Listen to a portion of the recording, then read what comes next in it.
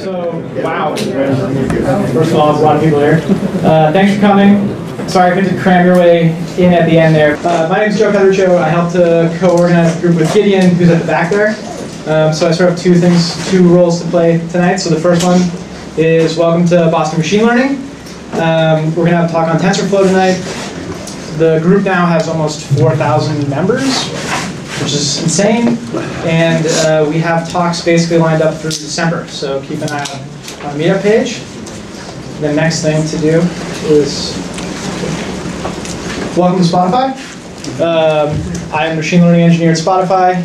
We're really happy to have Boston Machine Learning here. If you are from Spotify, can you raise your hand? Okay, so they're hiding at the back.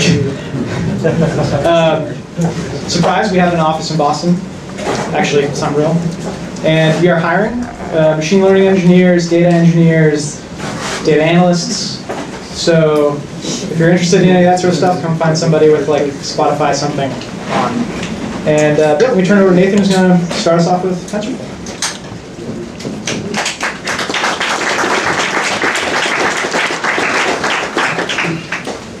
All right, thank you so much for coming.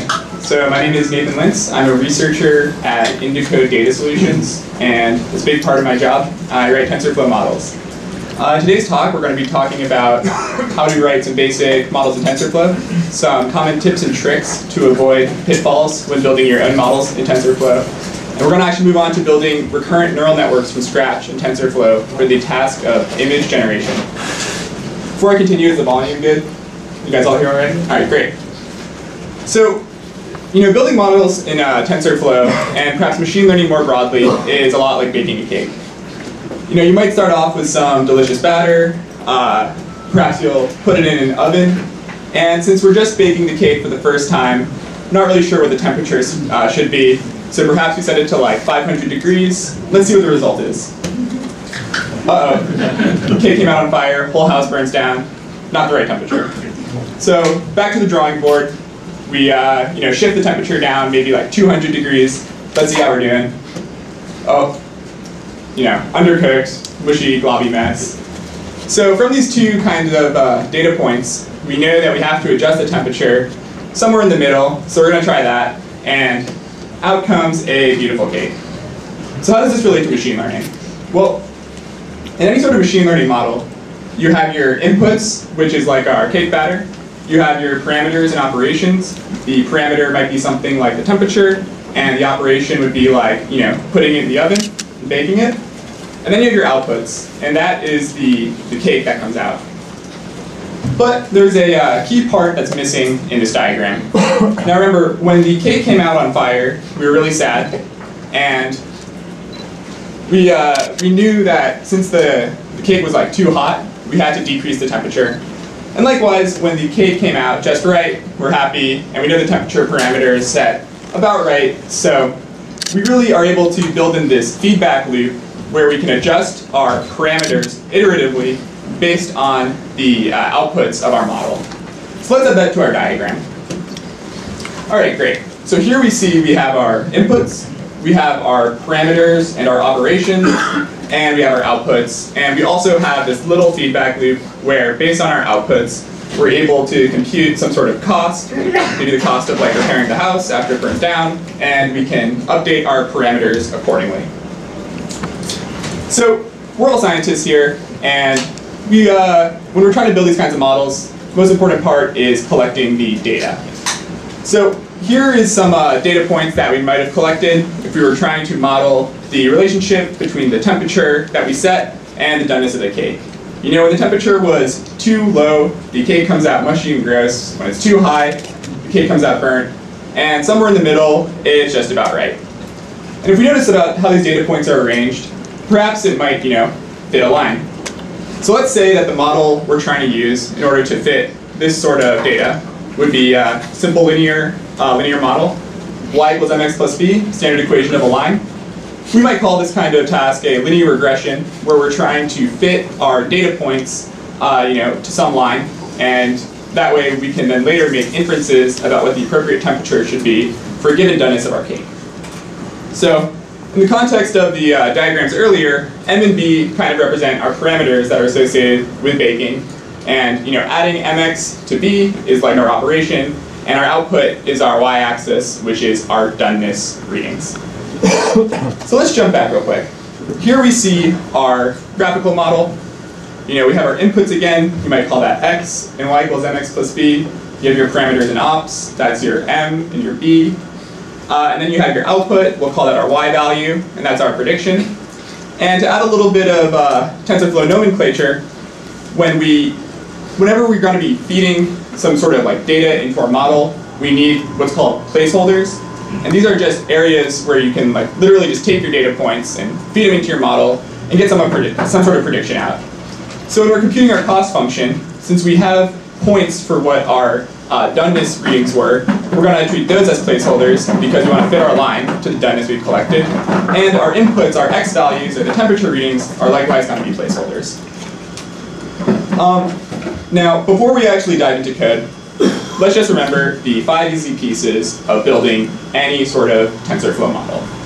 The first is your placeholders. Again, this is where we feed data into our model. The second is our parameters and operations. And this is really the heart of the model. It's where you set up the values, like the m's and the b's, and you kind of define the equations that you're trying to fit. Then we have our cost function. So in the context of baking a cake, it's the cost of having a ruined cake or having the correct cake, or in the case of our line fitting problem, it's the cost of having the incorrect line fitting to our data. Next, we have the optimization step, and that's a step where we take our cost function and we iteratively update the parameters based on however the cost tells our parameters to move. So if the cost is too high, it will tell the parameters to move in a direction such that our costs will be minimized. And finally, the 5th easy piece is our training code. And the training code is simply the loop where we take in the data we've collected, we pass it into our model, and we run the optimizer step time after time in order to ideally minimize the cost and have the optimal parameters for the system we're trying to model. So let's hop into some code. All right, so this is our first easy piece. This is the inputs, or the placeholders, where we're going to be passing data into our model. So in the first line, I simply import TensorFlow. After that, I define 2 placeholders. One of the placeholders corresponds to the temperature readings that we collected. And to define a placeholder, you simply need to call tf.placeholder. You pass in a type, and these are going to be floating point values. And then you have to pass in a shape.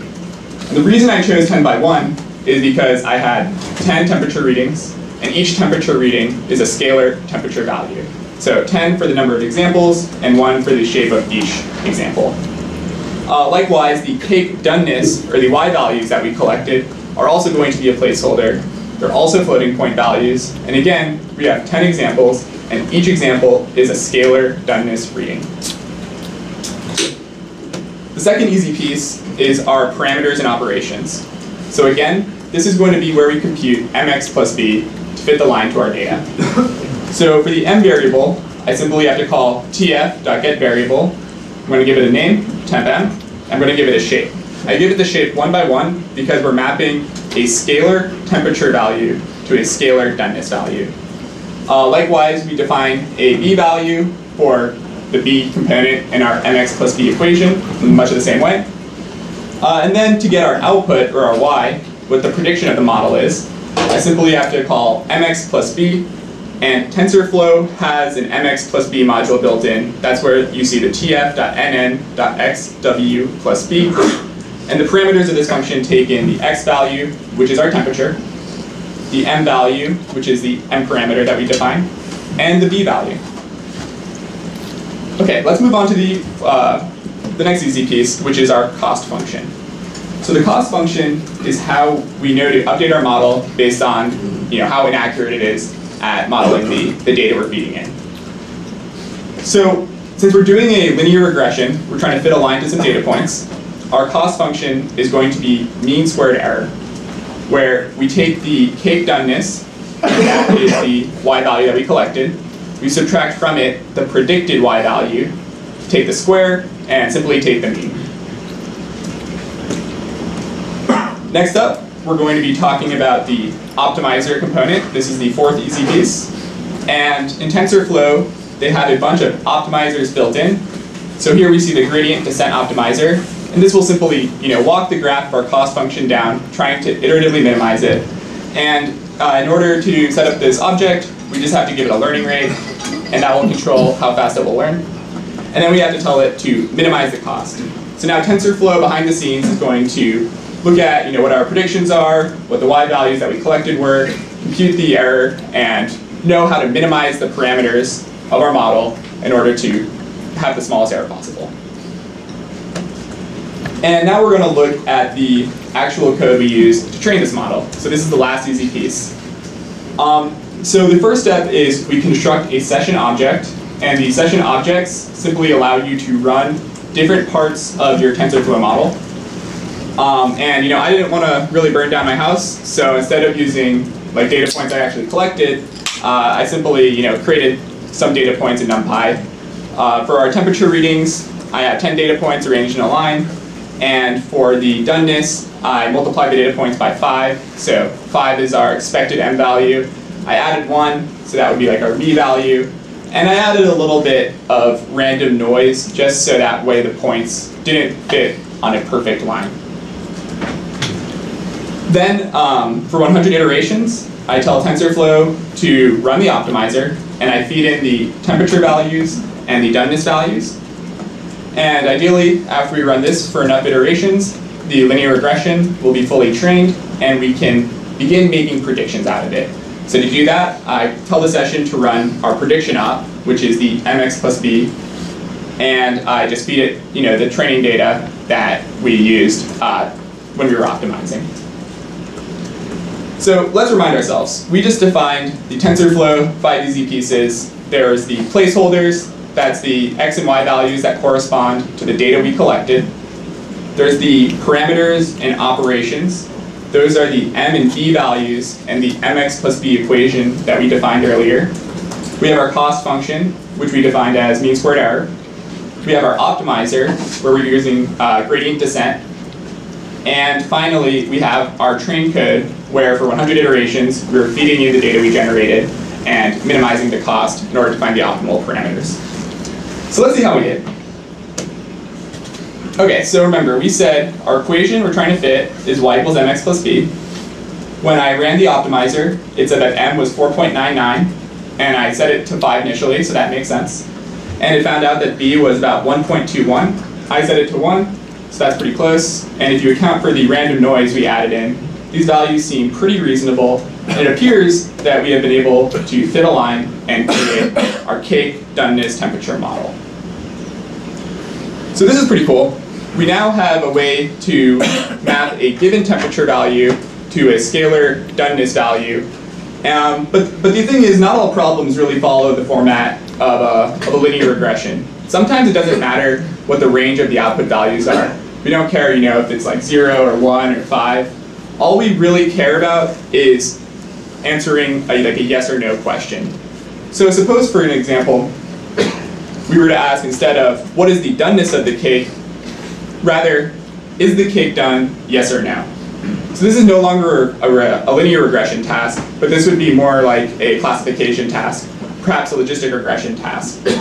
So ideally, our model should output a 0 if it thinks the input data should be false, or a 1 if it thinks the input data shall map to true.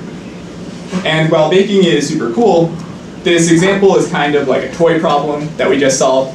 So let's try to solve something a bit more realistic. A good example would be something like optical character recognition. I'm fed in images of different characters, and the task of the model is to predict what character that image corresponds to. So a really good canonical example of a character recognition problem is something like MNIST. Here's what digits from MNIST look like. On the left side, we see our inputs. There are these 28 by 28 handwritten digit images. So here we see something that looks a little bit like a squiggly 6. And the classifier has to figure out which number it is. So you can kind of think of this as like a multi-way binary classification problem. The model, sees this squiggly 6 and has to answer the question, is this a 1? Yes or no? Is this a 2? Yes or no? Is it a 6? Yes. So let's take a little look at what a graphic of a model like this, might look like. So as you notice, it's pretty similar to the graphic. Here we have our inputs, our x values, and since each image came in as a 28 by 28 pixel image, if I were to flatten that out, it would have 784 pixels. So that's the dimensionality of our inputs. Then we feed it into our standard mx plus b. But remember, if we just use mx plus b, we're solving a linear regression task. And instead, we want to solve a classification task. So we have to apply an additional operation called softmax, which will essentially crush the full domain of the numbers into something that's like a 0 or 1 prediction. And that will give us the prediction of our model.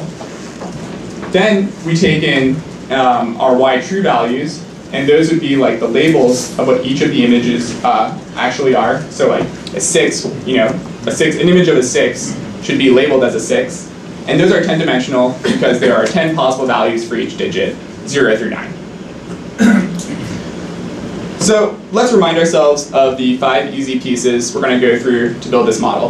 We're first going to define our placeholders, then we're going to build the parameters and operations, then we're going to define our cost function, then we're going to create an optimizer in order to minimize the cost and make our model as accurate as possible.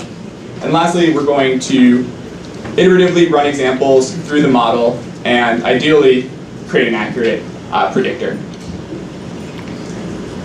So here's kind of what our placeholder code looks like. At the top, we import TensorFlow, just like before.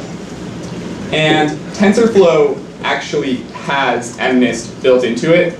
So instead of collecting our own handwritten digit data set, we can use the built-in one. And for our placeholders, we need our x values, which are the flattened out images. Again, they're going to be floating point values. I chose 128 as my batch size. That essentially means we're going to be feeding in 128 digits at a time. And again, each digit is 28 by 28 pixels. So when we flatten that out, it's 784 pixels. And now we have our y placeholder, and that is what the label of each of the image actually is. Again, 128 because we'll be doing 128 examples at a time, and 10 because each digit could take on one of 10 possible values. So here is the parameters and operations, the real heart of the model. Looks pretty similar as before. We're going to be taking our m parameter and our b parameter. M is going to be 784 by 10 because it takes in 784 pixel input and maps it to a 10-dimensional digit value. And our prediction, again, is going to be our mx plus b using the built-in tf xw plus b operation. The next part of our model is going to be the cost function. So for the cost function, if you remember before, we used mean squared error, but that's really only for fitting linear regression problems. What we're trying to do here is a classification problem. So we actually need to be using softmax cross entropy. And I'm not really gonna have time to go into exactly what that is, but you can look it up later. It essentially is the appropriate cost function for a multi-class classification problem. Now we have our next easy piece, which is our optimizer. The optimizer code looks almost identical to how it was before. Essentially, we define our gradient descent optimizer, we set the learning rate, and we say, go ahead and minimize our cost, make our model as accurate as possible.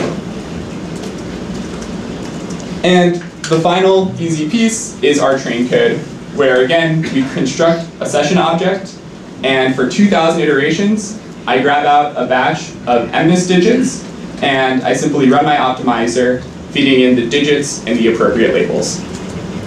So this seemed pretty easy, not too many lines of code. The question is, what's our accuracy?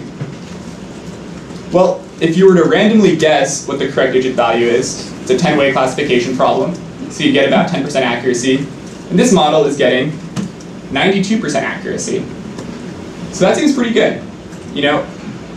we're able to reduce the error by a huge margin, and 9 out of 10 times we are taking a handwritten digit, like a squiggly 2, and we're able to map it to the correct digit. So let's look at some of the examples it's getting correct. On the left side, we see the input MNIST digits. So we see like a handwritten 7, a handwritten 2, and our model is able to accurately classify them as 7 and 2. And that's pretty impressive. But now let's look at some of the examples it's getting wrong. On the top here, we see a digit. I'm not exactly sure what the digit was supposed to be. Doesn't really not look like a 6 to me, but I suppose the model can't be perfect. It didn't realize that that monstrosity was actually not supposed to be a 6. So it's an error, but who knows. And the other ones it's getting wrong are perhaps a little bit more interesting. It thinks the 4 is a 6, it thinks the 3 is a 2. But when you dive in, you see that the model is really not that confident about its predictions. Like for example, the 6 to 2 on the bottom, it was only 28% sure that that was a 2. So really what's happening is it's not that the model is just absolutely guessing wrong, it's just not really sure what this image is. It's totally confused, and that's why it's making inaccurate predictions. So how might we solve this? Well, the first model we defined was a logistic regression. We're feeding in examples, we're squashing them down to binary outputs, and we're using that as our prediction. But we can kick it up a notch by turning it into a neural network by adding hidden layers. This is an example of pretty standard hidden layer for these kinds of models. We, just as before, have an M and a B parameter. You get in some input, and you apply mx plus b, and you return some output. But before returning that output, you have to apply a nonlinearity. And this is really important because if you don't apply a nonlinearity, you don't get any advantage of adding layers to your model. This is because a sequence of linear operations can really just be represented as a single linear operation, whereas a sequence of nonlinear operations actually add additional complexity to what we're trying to build. And a good way to think about this, about nonlinearities, is it's kind of like solving a Rubik's Cube.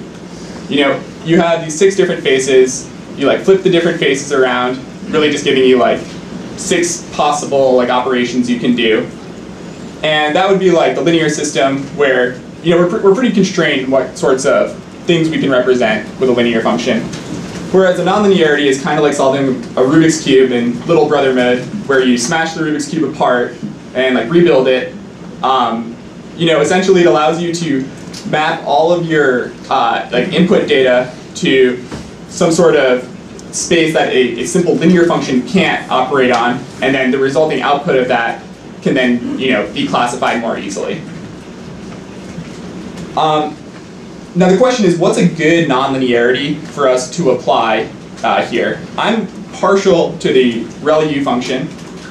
And what ReLU is it takes in a value x, and it returns x if x is greater than 0. Otherwise, it returns a 0. And the question is, why is this a good nonlinearity to use?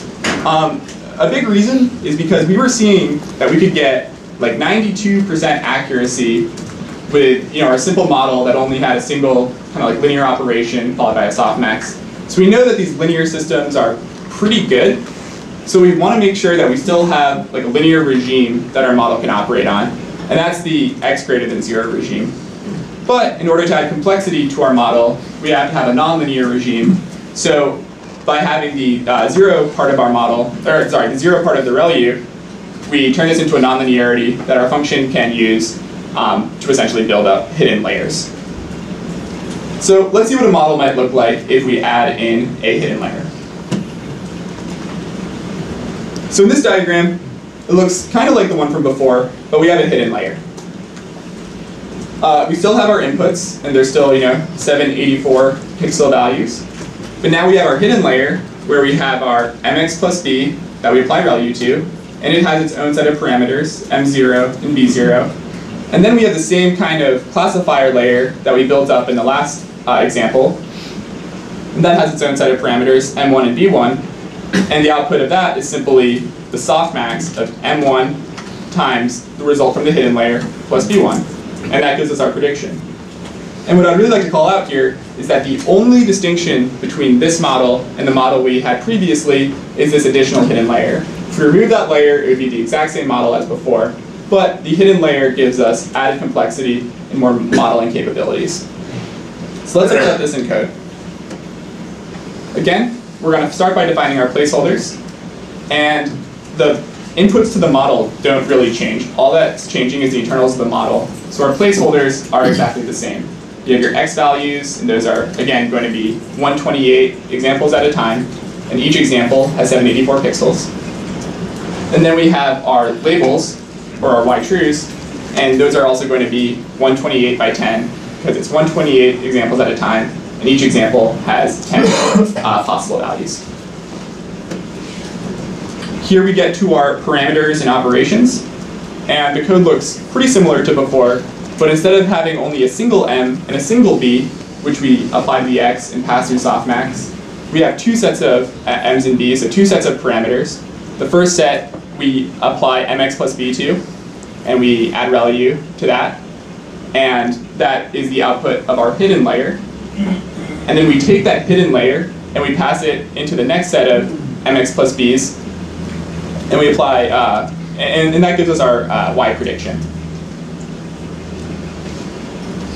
Now our cost function is the exact same as before, and as you notice, we're still using the softmax cross entropy. None of the code here has changed. And we come to the optimizer stage, still using gradient descent optimizer, same learning rate, still trying to minimize the cost, so the code here hasn't changed. And finally we get to the train code, where we construct our session and for 2,000 iterations feed in examples from MNIST in order to minimize the cost. This code hasn't changed either. So what I would like to really call out here is that with TensorFlow and these kinds of higher level machine learning primitives, we're able to rapidly iterate on our code, adding an extra whole hidden layer and converting our logistic regression into a neural net only required a change of 3 or 4 lines. So before we look at the accuracy, I'm going to just say that I'm not only going to monitor the test accuracy as we did before, as in before we were only evaluating the model's accuracy on examples that it hasn't seen before, it hasn't trained on. Now we're going to monitor those, and we're also going to monitor train examples. So how accurate is our model at predicting the examples it already has seen before? So let's check it out. We're getting 97% test accuracy and 97% train accuracy. Wow, that's pretty good. We were getting 92% before, and with 20 lines or so of code, we're able to convert these squiggly, hard-to-read, handwritten images into accurate predictions. And we were able to solve some basic OCR tasks. And we're getting that with only 3% error. But we don't want to stop now. We want to try to squeeze out those extra 3 percentage points.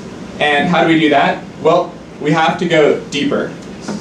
And to go deeper, we're going to add another hidden layer to our model. So no big surprise here. We're going to be using the same building blocks we used previously to construct a hidden layer. You have an M parameter, a B parameter, a nonlinearity, and instead of only having one set of those hidden layer blocks, we now have 2 sets. So the inputs come in, they apply to the first hidden layer. The result of that gets passed into the second hidden layer, and the result of that finally goes into our classification layer.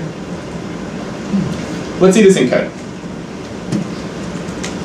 So, since all the code aside from the model remained unchanging, I thought it would be good to just show what the change in the model was. And it's actually pretty small. Instead of having 2 M's and 2 B's in one hidden layer, we now have 3 M's and 3 B's. The extra M and the extra B correspond to the additional hidden layer that we defined. And I also kind of wrapped it up in a little function to kind of encapsulate the code. And we now see that we have a neural network with 2 hidden layers in TensorFlow. And again, only 3 lines of code have had to change. So if you're wondering, how is this model doing? Okay, so we're getting 97% test accuracy. So that's no improvement. But now we're seeing 98% train accuracy. So essentially what this means is that our model has not learned a generalizable function that extends the data it hasn't seen before. It's gotten really good at predicting examples it's been able to train on, but these kinds of predictions don't generalize to examples that it hasn't yet seen. And this is commonly referred to as, a problem with overfitting.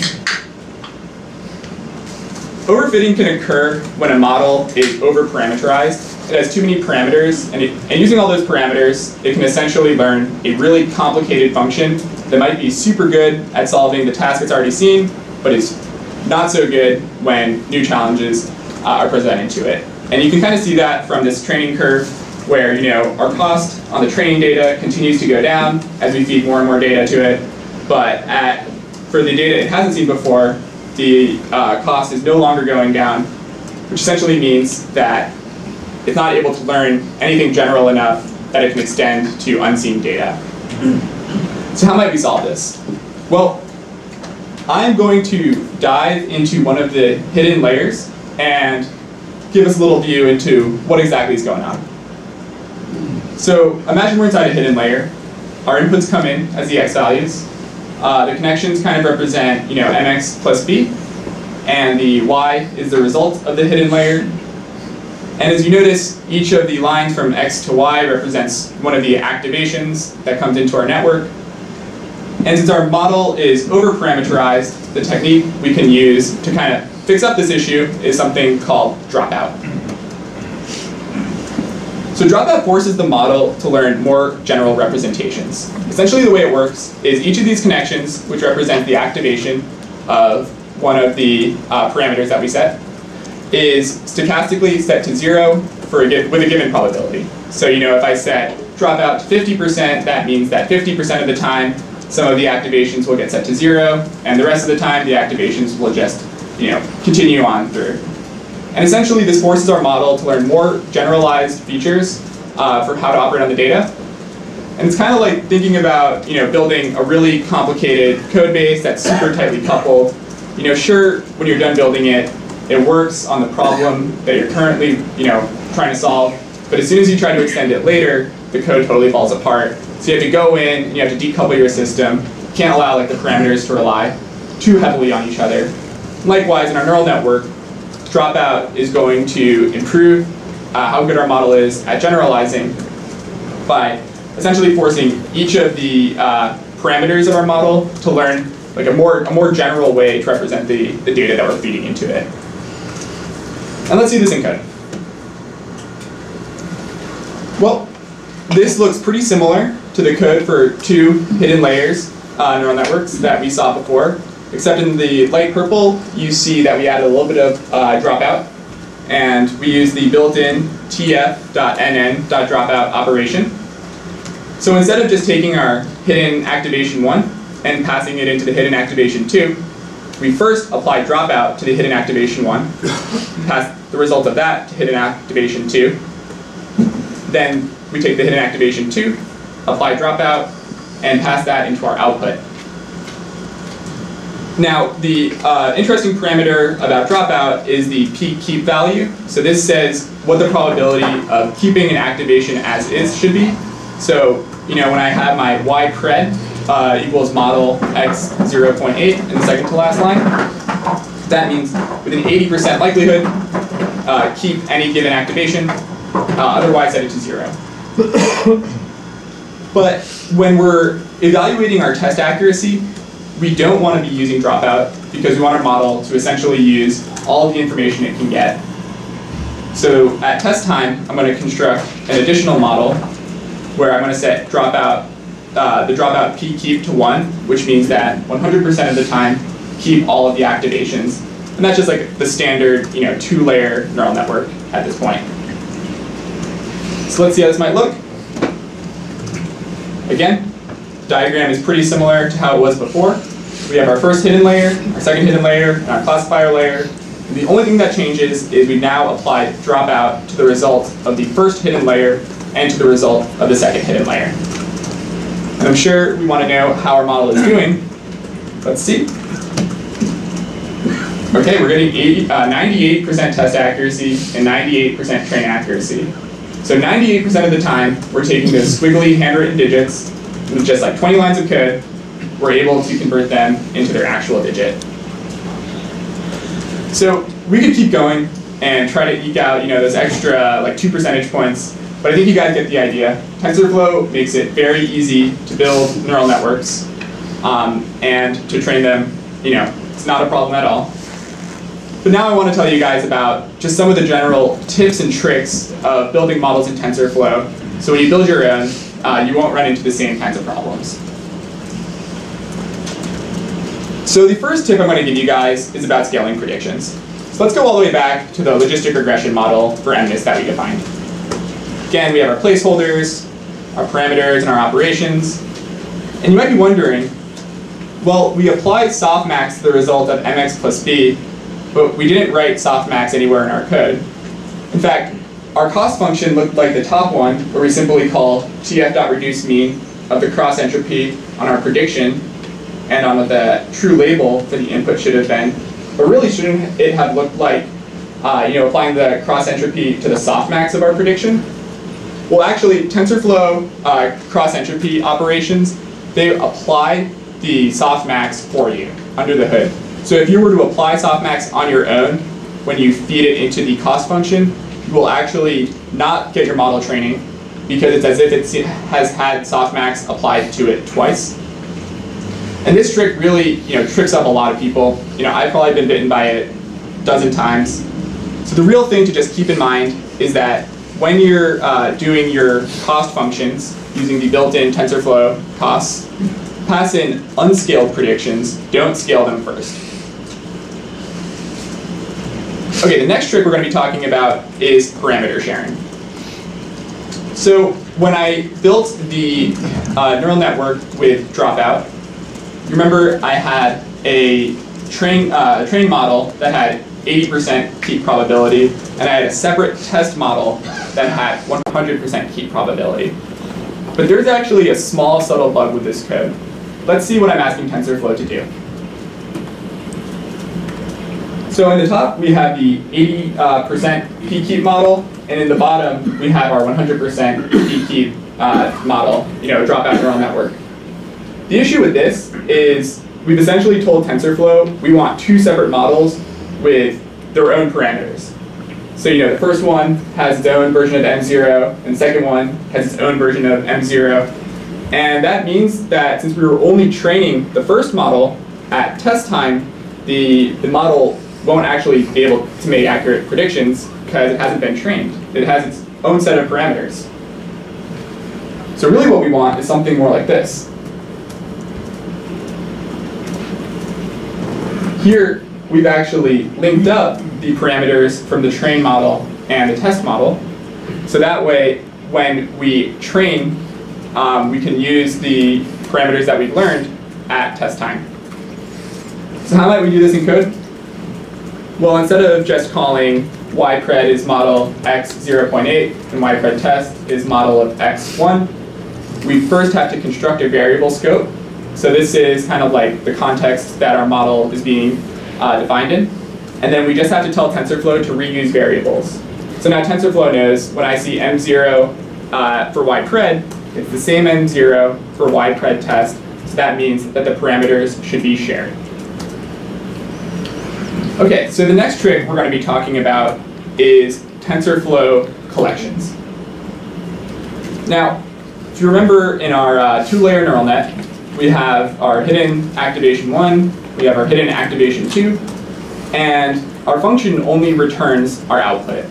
But let's say I was curious about my hidden activations. I wanted to perhaps plot out the norm later, or just kind of look at what the activations might be. One way I could get them out is I could return them from my function, my def model function. But that kind of pollutes what the function is. The function is no longer just my model, it's my model and my activations. Or perhaps I could store them in some global state. Then we have global state pollution issues. The good way to do this in TensorFlow is to use the collections. The collections are essentially these buckets that you can drop anything like parameters or operations or model predictions into, and then access them for later use. So in this case, I want to store my activations. So in my first line, I'm going to create a collection called activations, and I'm going to put h1 into it. And in the line after, I'm going to add another parameter, or like another operation to my collection of activations, and I'll give it h2. Now later, I can go in, I can tell TensorFlow to get the activations collection out, and I can actually inspect the values later. Now I have nice, clean model code, and when I want to introspect it later, not that big of a problem. The really nice thing about these collections is that there's actually a bunch of built-in ones that TensorFlow manages automatically for you. So a great one is the trainable parameters collection. Essentially, when you define a model and you configure your parameters, TensorFlow will do the bookkeeping for you such that any parameter that's going to be trained in your optimization step will be saved for later use. So now at any point, I don't have to worry about tracking all my parameters. I can just grab them out at any point, tell it, pass it into the session.run function, and access the parameters for later use. No problem. And one final trick I want to tell you guys about is some stuff involving placeholders. So if you remember, initially, when we defined our MNIST placeholder, we had to give it an explicit batch size. We said, this model only works if I'm feeding 128 MNIST examples at a time. But this is actually kind of a problem. Because suppose we were to deploy our model into a production setting, a user might send 5 or 6 images, and that's only 6 images, it's not 128 images, so our model would queue. What we can do instead is set our batch size to none in our placeholder. And now this allows TensorFlow to be flexible. Whenever it sees a none in a placeholder, it knows that that will be set at runtime, and it can accept really any shape along that dimension. So for example, if I were to have some nice code here, I have my placeholder, my model, my cost, and my optimizer. And first I'm going to be grabbing out batches of 128 at a time, and then maybe later I'll be grabbing out batches of 512 at a time. And since I set my placeholder as having a batch size of none instead of 128, TensorFlow can keep chugging along, no problem. So that's all my tips and tricks. And for the final part of this chat, we'll be talking about some advanced TensorFlow and how we can build our own recurrent neural networks for image generation. So first, a little bit on recurrent neural networks. Suppose we were building an image classification, or sorry, a sentiment classification model, and it would take in text like the food at the restaurant was very good, and maybe it wants to map it to the sentiment, so give a 1 because that clearly has positive sentiment. We could do this with one of our straight up, 2-layer neural networks, no problem. But the issue is how we're going to represent this kind of sentence. We could pack it into a TF-IDF vector. We could figure out, a bag of words model, something like that. But all of those kind of ignore the sequential nature of sentences. Like when we look at sentences, we're not looking at the whole sentence at once and then converting it into some, bag of words model in our mind. The order matters of what the words come in. So what we really want to do is look at the words in a sequence. So this means instead of the food at the restaurant was very good, all at once, we're now treating our input as a sequence of words. The 0th element of the sequence is the first element is food, and good would be the 7th element of our sequence. And this is where RNNs really shine. Instead of operating on fixed size data, they can operate on sequential data, and they'll look at an element like they'll make some sort of prediction, then they can look at the next element, food, make some sort of prediction, and the nice thing is the prediction of food has now been conditioned on the prediction from the. So when we look at, we'll make a prediction there, but that prediction will be conditioned on food and the. So when we finally go to the end of the sentence, our model has learned some sort of internal representation of the sentence in a sequential manner. So here's kind of a good way to think about it.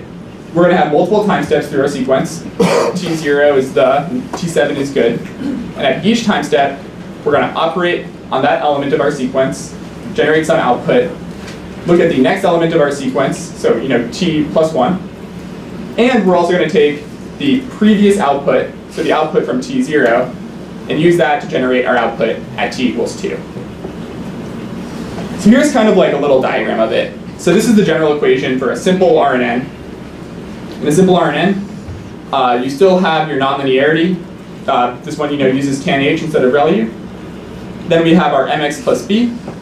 But if you notice, mx plus b is operating on x, our input at time t, and it also has some sort of input for the output of the model at time t minus 1. So when input comes in, it is operated on, gets shoved out, and that output is combined with the next input of our sequence to form the following output, and so on and so forth. So in standard TensorFlow, this is kind of what it would look like.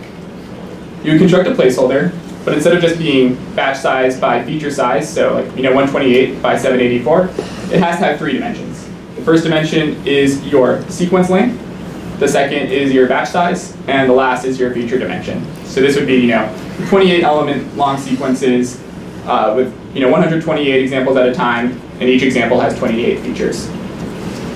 Then I would get the built-in basic RNN cell that comes with TensorFlow. I have to set the shape of the cell, as well as the first parameter of the cell is like how many how many hidden units it's going to have, and the second is the sequence length, and then I'm going to call the RNN cell on our input data in order to get the outputs that the RNN is processing on. This is good, but it's not super flexible, because let's say, for example, I want to support sequences of a bunch of different sizes. Now TensorFlow has ways to handle this, but none of them are particularly particularly elegant quite yet. And maybe I want to have some sentences that are 7 words long, some sentences that are 100 words long. So I want to build a more general RNN, and the only way to do that is to build it yourself. So how are we going to do that? Well, first we need the magic of scan. Scan is a special operation in TensorFlow. It takes in a function, and it takes in a sequence of elements.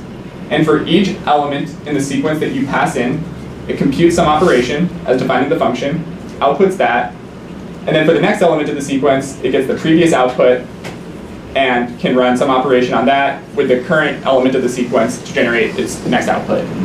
So here I do a little example with a cumulative sum. Our elements are a list, 1 through 6. Our step function is simply saying output each element plus added to our previous output. So when I call scan, first I see the 1. The 1 comes in and I output it. Then I see the 2. The 2 gets added to our previous output, which was 1, giving us a 3. Now I see a 3. That gets added to our previous output, which was 3, giving us 6. Then I see 4. It's added to the 6 in output, and so on and so forth.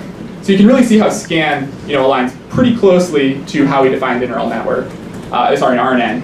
You feed in an input, you have some sequential nature to your input, and then at each time step, you take in an input and the previous output, and use that to generate your next output. So here's how we might build an RNN with scan. So remember our RNN equation at the bottom. That is what I'm going to put into my step function. So we have our nonlinearity, which is tan h. Then we're going to apply mx plus b to x and our m and b parameters. And then you are going to apply mx plus b to the previous output from the RNN, as well as you have a separate set of RNN parameters that apply only to the previous output. And that's how essentially you can write your own RNNs using scan.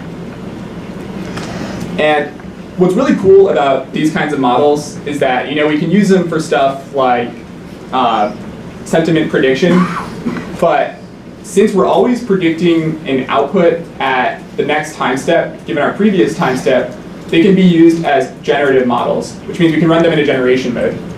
So imagine, I'm trying to do some task like generate a sequence of words that sounds like some famous person. I might have my RNN output the first word that they might say, and then using that first output, feed that back into my RNN in order to generate the next word that they might say, feed that output back into the RNN, generate the next word they might say until I have like a full sequence of words. So a pretty cool task that I defined, I just kind of came up with it for this talk, was MNIST Generation, where the task is you're fed an MNIST digit, maybe it's like a squiggly 6, and you want to generate its complement, where the complement is 9 minus its value.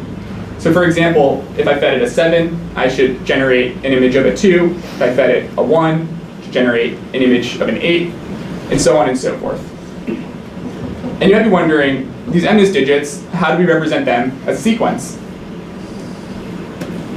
So the way I did it was I took each digit, I split it up into a sequence of rows. So since they're 28 by 28 images, each row has 28 rows with 28 pixels in each of them. And that's how I kind of convert my MNIST digits into a sequence of row images.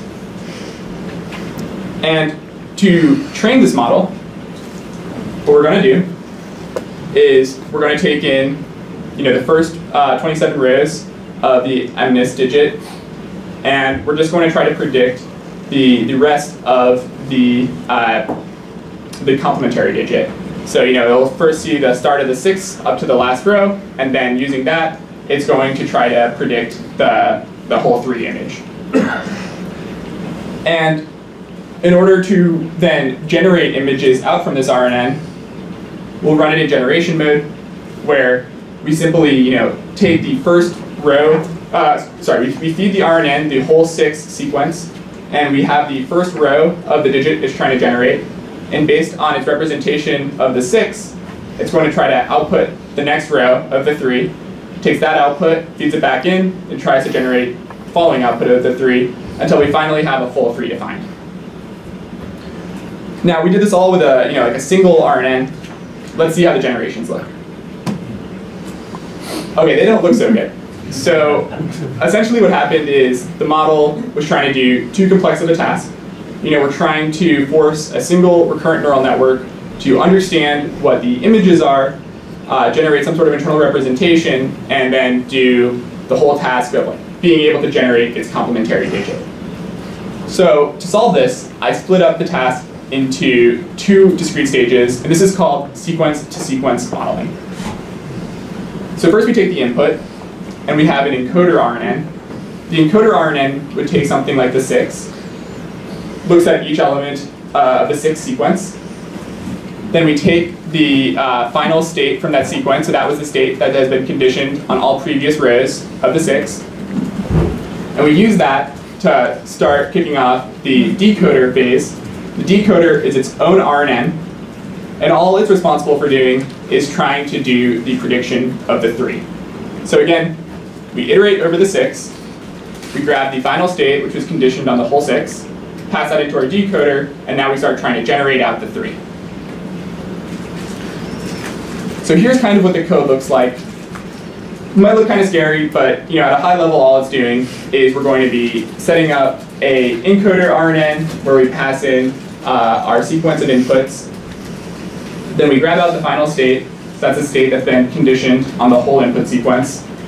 We pass that into our decoder, and our decoder is going to be generating our output images.